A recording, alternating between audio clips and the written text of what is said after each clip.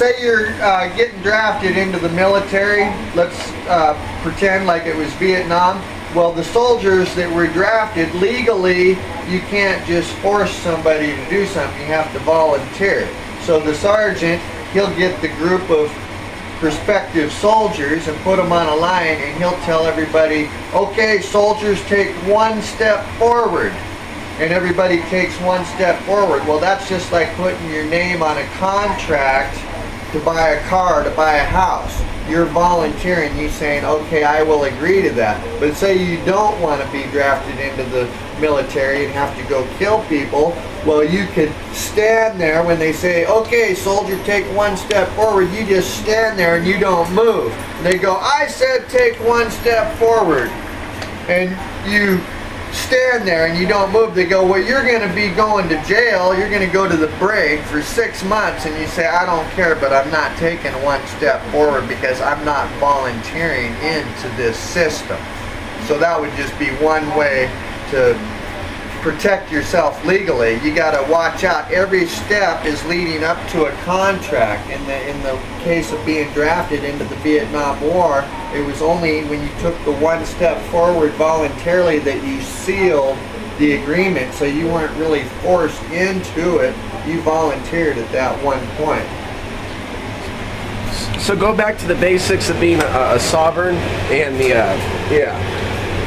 Well, the word person is the most critical word, because about the time they created corporations back in the 1868 or whenever it was, they also changed the term person legally. They made a person, so really when you say you're a person, you're saying I am a fictitious corporation.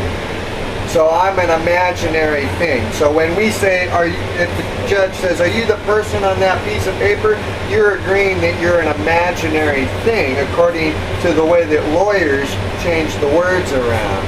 So really, sovereignty is a manipulation of agreeing to something that you're not.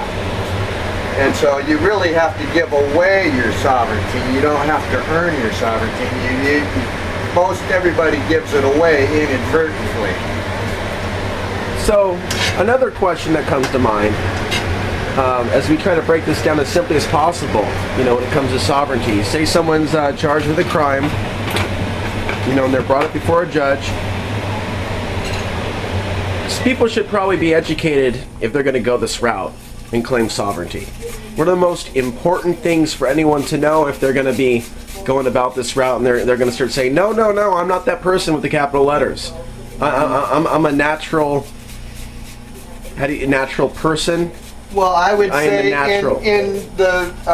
in the legal terminology that this court might understand, I'm what would be considered a natural person. I am hanging on to my natural inherent rights of being born an individual. But what happens is if you look on the birth certificate that a mother will sign for their children, it says informant.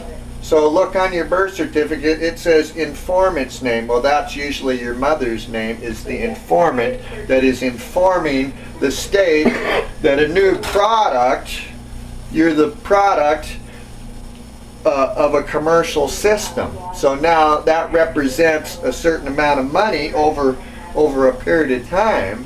And so we work in a debt monetary system. So all these words are twisted around in order to in a way get people to volunteer into a negative law system instead of a positive law system.